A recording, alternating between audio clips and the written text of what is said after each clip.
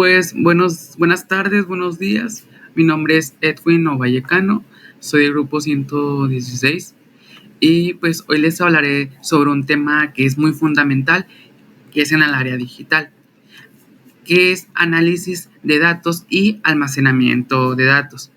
En un mundo de la información es clave, esto es muy importante para la toma de decisiones. Es importante entender cómo los datos se recopilan, almacenan y se utilizan de manera eficiente y ética. Pues en esta exposición abordaremos los tipos pues, de datos, de métodos y de recopilación, de que cómo se almacenan, qué aspectos éticos deben considerarse. Pues además veremos diferencias entre la base de datos y almacenamiento de datos, que son dos conceptos pues muy importantes en la gestión de pues toda esta información. Los tipos de datos pues no todos los datos son iguales. Existen diferentes tipos de datos que requieren distintos métodos de almacenamiento y análisis. No sé, como ejemplo tenemos los datos estructurados. Estos datos están organizados en un formato definido, como tablas en una base de datos. Estos pues son fáciles de gestionar y consultar. Pues ejemplo, tenemos la transacciones bancarias, inventarios de productos en una empresa o registros pues de clientes, ya sea pues por el nombre, dirección o teléfono. Datos no estructurados. Esos, a diferencia de los anteriores, esos datos no tienen un formato fijo y son más difíciles de procesar. Pues ejemplo, pues correos electrónicos, documentos de texto, publicaciones en redes sociales. Tenemos también lo que es el lenguaje natural, que ese se refiere a los datos en forma de texto, escrito o hablado. Pues aquí se analiza y son técnicas de procesamiento del lenguaje natural. No sé, pues ejemplo, miramos comentarios de clientes para detectar opiniones positivas o negativas sobre un producto. También tenemos datos generados por máquinas. Estos datos son creados automáticamente sin intervención humana. No sé, ejemplo, tenemos registros de sensores en fábricas, datos generados por un sistema de monitoreo de tráfico. Tenemos datos gráficos. Estos se usan para moldear relaciones entre elementos, como redes sociales o conexiones entre dispositivos en una red de telecomunicaciones. Tenemos audio, imagen y video, que esos son datos de multimedia.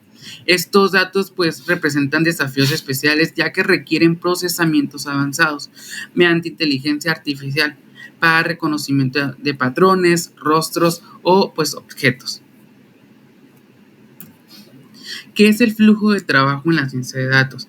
Es el proceso sistemático que implica varias etapas, desde la recopilación de datos sin procesar hasta la obtención de información significativa de fases o pasos de un proyecto de la ciencia de datos. El flujo de trabajo de ciencia de datos, pues bien definido, es útil porque proporciona una forma sencilla de recordar todos los miembros del equipo de ciencia de datos. El trabajo se debe realizar para pues un proyecto de ciencia de datos. Etapas principales de la ciencia de datos. Tenemos la recopilación de datos. En esta etapa se obtiene la información desde diversas fuentes como almacenes de datos, ya sea en la nube, sensores o lagos de datos. No sé, un ejemplo, tenemos recolectar información de usuarios pues de un sistema CRM, Customer Relationship, Magnet, y pues que esto vendría en el sistema, pues aquí en el sistema es donde se puede recolectar lo que son estos datos. La preparación de datos, pues aquí se lleva a cabo pues una limpieza y organización de los datos. Esto incluye la eliminación de datos irrelevantes o corruptos. No sé, pues ejemplo, eliminar registros con valores nulos o duplicados en un conjunto de datos de venta. Tenemos también introducción de datos, que pues estos datos pues se transforman a un formato adecuado para su análisis. Eso se puede implicar la conversión de fechas, categorización y pues lo que es la estandarización de valores. Pues un ejemplo, pues convertir una columna de fecha a un formato estándar o también transformar los códigos postales o ubicaciones geográficas. Procesamiento de limpieza de datos. En esta fase se aplica algoritmos y técnicas del sistema Machine Learning para mejorar la calidad de datos y preparar un conjunto para el análisis. Pues un ejemplo, utilizar algoritmos de imputación para reemplazar valores faltantes o aplicar técnicas de normalización para estandarización de datos. Tenemos interpretación de datos, pues los datos procesados se analizan y visualizan para obtener información útil. Esto puede incluir las creaciones de gráficos, tablas y otras visualizaciones para identificar patrones y tendencias. Un ejemplo, crear un gráfico de barras que muestre las ventas mensuales por una región. Tenemos también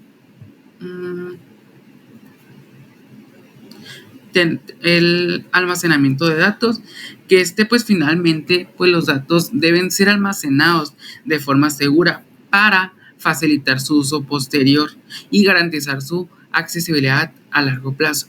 Un ejemplo, guardar los resultados de una base de datos en la nube o un sistema de almacenamiento distribuido. ¿De qué manera se pueden recopilar los datos? Pues aquí existen diversas maneras de recopilación de datos, dependiendo de su origen y su uso previo. Algunas de las principales formas son, las fuentes digitales, que estas son redes sociales como Facebook, Twitter, Instagram, motores de búsquedas como Google, páginas web mediante técnicas de web scraping. También tenemos bases de datos empresariales, que estas son sistemas que se almacenan datos a clientes o también que registran información sobre la producción, finanzas y recursos humanos. Tenemos también las encuestas y registros manuales, que estas son cuestionarios en línea, formularios físicos o digitales e instituciones. ¿En qué formatos se pueden encontrar los datos? Pues tenemos datos de texto libre, que estos, un ejemplo es un artículo de un periódico en un formato de texto. Pues este tipo de datos se refiere al texto sin formato, o sea, donde no existe una estructura específica ni un orden predeterminado. Se presenta como un flujo continuo de palabras, como en correos electrónicos, blogs o comentarios en redes sociales. Tenemos datos geoespaciales, un ejemplo, coordenadas de GPS en un punto de un mapa.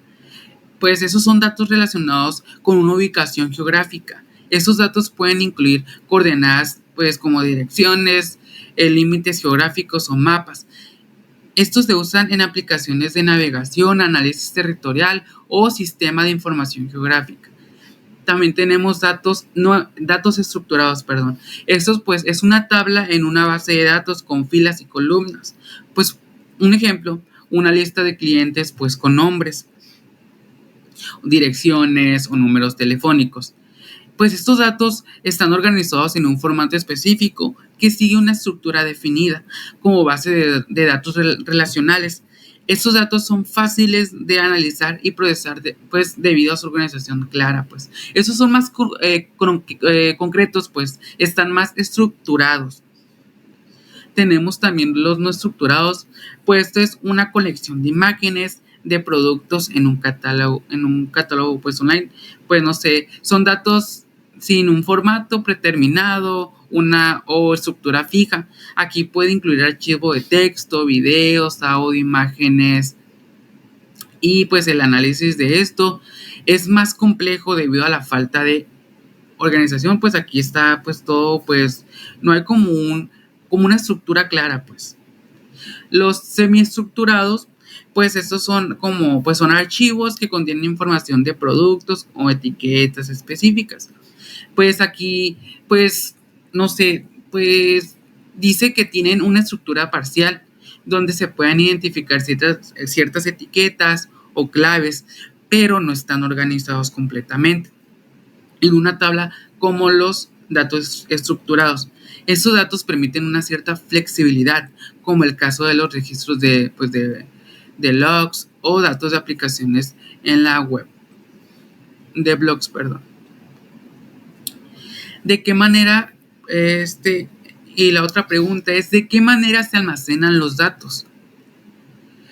Pues un almacén de datos es un sistema diseñado para reunir lo que es y organizar, analizar información que proviene de distintas fuentes. Pues a diferencia de las bases de datos, pues se enfoca en registrar lo que son transacciones del tiempo real. El almacén de datos se utiliza principalmente para trabajar con grandes cantidades de datos a lo largo del tiempo. ¿Cuáles son los aspectos éticos que debemos considerar al momento de almacenar los datos? Ok, tenemos el consentimiento informado y autorización. Pues aquí las personas deben saber cómo se usa una información, por primero. Transparencia y pues en uso de los datos. Aquí los datos deben ser protegidos contra accesos no autorizados. Protección y seguridad de datos, pues aquí es importante seguir regularizaciones como el Reglamento General de la Protección de Datos o la Ley de Protección de Datos Personales. Privacidad de datos personales, pues aquí pues es lo que les dije, pues aquí es hacer como seguir un reglamento para la general de la protección de datos o la ley de protección de datos, que es muy importante para nuestra privacidad.